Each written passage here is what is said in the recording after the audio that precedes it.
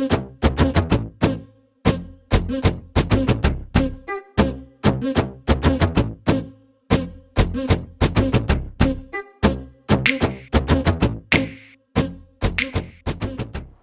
And welcome to review பெட்டி. நான் பார்கோ Kesavan. Joker folly at dukes கரெக்டாக சொல்லியிருக்கேன்னு நினைக்கிறேன். இந்த படத்தோட ரிவ்யூ தான் இப்போ பார்க்க போகிறோம்.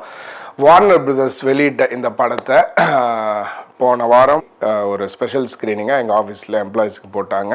ஸோ இந்த படம் எப்படி இருந்துச்சு, இதோட கதை என்ன அப்படின்னு பார்த்தோன்னா, ஆர்த்தர் ஃப்ளெக்ஸ் நம்ம போன ஜோக்கர் படத்தில் பார்த்துருந்தோம். ஒரு டிவி ஷோவில் போயிட்டு ஒரு 5 பேரை வந்து போட்டு தள்ளிடுவான். அதுக்கப்புறமா வந்து அவனை உள்ளே வச்சுருக்காங்க. அங்கேருந்து தான் வந்து இந்த படத்தோட கதை வந்து ஆரம்பிக்குது. ஆர்த்தர் ஜெயிலில் இருக்கான். இவன் வந்து இந்த கொலையை தான் பண்ணான் அப்படிங்கிறது லைவ் டிவியில் அது வந்து ரெக்கார்டே ஆயிருக்கு. பட் இவனோட வக்கீல் வந்து இவனுக்காக வந்து வாதாடுறாங்க. இவன் வந்து ஜோக்கருக்கு, அதாவது இவன் வந்து ஆர்த்தர் கிடையாது, கொலை பண்ணும்போது இவன் வந்து ஆர்த்தர் இல்லை, இவன் வந்து ஜோக்கர்.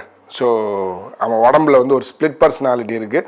ஸோ அதனால் இவன் வந்து கொலை பண்ணலை, இவனோட மனநிலையே வேறு, இவன் நார்மலாக இப்படி இருக்கவே மாட்டான். அந்த சமயத்தில் ஏதோ ப்ரொவோக் ஆகி இவனுக்கு உள்ளுக்குள்ளே ஏதோ பேசி இவன் வந்து அந்த மாதிரிலாம் பண்ணிட்டான் அப்படின்ற மாதிரி கோர்ட்டில் வந்து வாதாடி இவனை வந்து வெளியே கொண்டு வந்துடலாம் அப்படின்ட்டு வந்து முயற்சி பண்ணுறாங்க.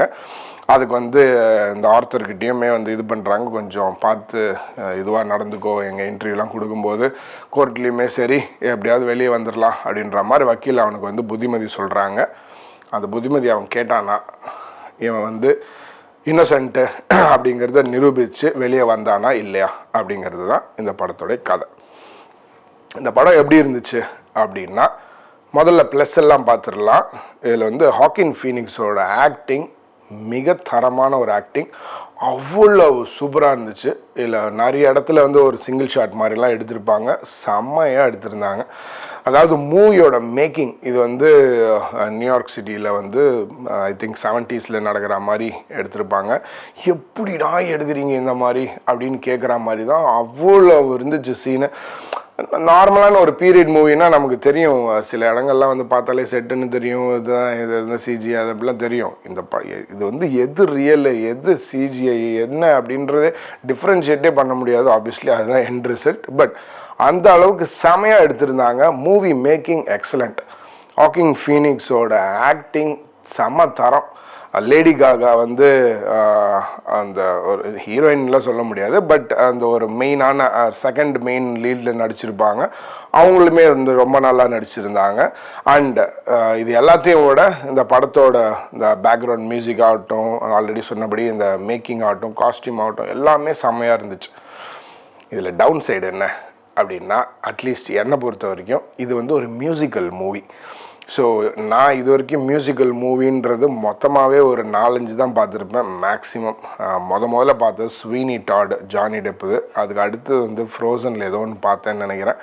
அதுக்கப்புறமா லாலா லேண்டு. இது 3ல் ஸ்வீனி டாட் ஜானி டெப்புக்காக பிடிச்சிருந்தது, பட் மற்ற 2 எனக்கு பிடிக்கல. ஸோ அதனால் எனக்கு வந்து இது வந்து செட் ஆகாத ஒரு ஜான்ரா அப்படின்ட்டு நான் வந்து இதை வந்து தள்ளி வச்சுட்டேன். பட் இது ஆஃபீஸில் போட்டாங்களே ஜோக்கர் ஆச்சேன்னு போய் உட்காந்தேன். இதோட ட்ரெய்லர் கூட நான் பார்த்துருக்கல, மேபி லாஸ்ட் இயர் எப்பயோ பார்த்தேன் நிறைய ட்ரெய்லர். இவனு தான் ஊருக்கு முன்னாடி விட்டுருவாங்களே ஹாலிவுட்லலாம். ஸோ அது மியூசிக்கல்னு எனக்கு தெரியல, போய் உட்காந்தா மியூசிக்கல். பட் அது எதுக்காக இவ்வளோ சொன்னேன்னா, என்னுடைய மனநிலைக்காக சொல்கிறேன். ஒரு மியூசிக்கல் மூவி பிடிக்காதவன்ட்டு. பட் அப்படி இருந்தாலும் இது மியூசிக்கல் மூவியாக இருந்தாலும் ஒரு அட்லீஸ்ட் ஒரு 60% இடத்துல எனக்கு வந்து ஒரு இரிட்டேட்டிங்காவோ அனாயிங்காவோ படலை. ஓகே அப்படின்ற மாதிரி தான் இருந்துச்சு. பட் சில இடங்களில் வந்து இந்த இடத்துலையுமானா பாட்டு பாடுறீங்க, ஏன்டா பாட்டு போடுறீங்க அப்படின்ற மாதிரி வந்து பட்டுச்சு. கொஞ்சம் டைலாகாகவே பேசிட்டு போயிடுங்களேண்டா அப்படிங்கிற மாதிரி தோணுச்சு. பட் ரொம்ப வந்து ஒரு ஆடாக படலை. இந்த லாலா லேண்ட்லாம் வந்து எப்படா வெளியே இருந்துச்சு போன்ற மாதிரி இருந்துச்சு. கடைசியில் அதுக்கு ஆஸ்கர் வேறு கொடுத்தாங்க. மேபி நல்லா இருந்திருக்குமா என்னமோ. பட் எதுக்காக சொல்ல வரேன்னா, உங்களுக்கு அந்த மியூசிக்கல் மூவிலாம் பிடிக்காது அப்படின்னா இதை வந்து நீங்கள் வந்து தவிர்த்துடலாம். பட் ஆக்டிங்கை பாராட்டுவேன், நான் மேக்கிங்கை ரசிப்பேன், எப்படி எடுத்திருக்காங்கன்னு பார்த்து பிரமிக்கிறதுக்கு எனக்கு பிடிக்கும்னா நிச்சயமாக இந்த படம் நீங்கள் பார்க்கலாம், தேட்டர்லேயே பார்க்கலாம், ரொம்பவே பிடிக்கும். அந்த மியூசிக்கல் ஒரு விஷயத்த கொஞ்சம் தள்ளி வச்சாச்சுன்னா இன்ஃபேக்ட் அது ரொம்ப வந்து இந்த எல்சாவை அந்த என்னது ஃப்ரோசன்லலாம் வந்து ஹான்னு பாடிட்டே இருப்பாங்க பேசுறதுக்கு. ஹே come here, hey like the hit button, subscribe button அப்படின்ற அதில் ஒரு பாட்டாகவே பாடிடுவாங்களே. இல்லை அந்தளவுக்கு ரொம்ப லென்த்தாக இல்லைனா குட்டி குட்டி குட்டியாக வச்சுருப்பாங்க. நடுவில் வந்து சீரியஸான டைலாக்ஸ் அண்ட் சீன்ஸுமே இருக்கும். ஸோ அதெல்லாம் பொறுத்த வரைக்கும் ரொம்ப சூப்பராக வந்து இருந்துச்சு. ரொம்பவுமே வந்து கடுப்பாக இல்லாமல் குட்டி குட்டி குட்டியாக ஒரு பாட்டை போட்டு முடிச்சிருந்தாங்க. ஸோ ஹாக்கின் ஃபீனிக்ஸுக்கு ஒரு அவார்டு ஓகே எடுத்துக்கோப்பா அப்படின்னு கொடுத்துடலாம் கண்டிப்பாக. அதுக்கப்புறமா அந்த மேக்கிங் அண்ட் காஸ்டியூமில் எப்படியோ ஒரு அவார்டு வாங்கிறோம். அதுக்கப்புறமா வந்து பாட்டு மியூசிக்கில் ஒன்று வாங்கிறோம். ஸோ இந்த மாதிரி கண்டிப்பாக இந்த படத்துக்கு சில அவார்டு வந்து காத்திருக்கு. அட்லீஸ்ட் எனக்கு வந்து அந்த மாதிரி தோணுது. That's about joker. அந்த முன்னாடி பின்னாடி என்னமோ இருந்துச்சு, அது மறந்துடுச்சு. ஸோ தட்ஸ் அபவுட் இந்த படம். அடுத்த ஒரு ரிவ்யூவில் சீக்கிரமாக சந்திப்போம். நன்றி, வணக்கம்.